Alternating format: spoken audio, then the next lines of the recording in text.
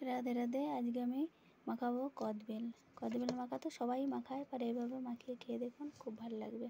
দুটো পাকা পাকা কদবেল নিয়ে নিয়েছি,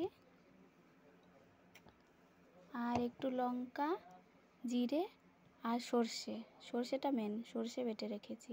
এবার আমি কদবেল দুটো ভাঙবো।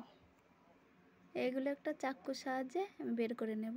এটা ভালো করে নরম হয়নি, সেই জন্য আমি ধনে পাতাটা দিয়ে এটা একটুখানি বেটে নেব। হালকা বেটে নিয়েছি। এবার আমি এগুলোর মধ্যে দিয়ে দেব সর্ষে বাটা, লঙ্কা বাটা আর জিরে বাটা, ওর মধ্যে দিয়ে দেব। এটার সঙ্গে মিশিয়ে এবার একটু বিট লবণ দিয়ে দেব, বিট লবণের গুঁড়ো। রেডি আমাদের কদবেল মাখা, বাড়িতেই তৈরি কদবেল মাখা।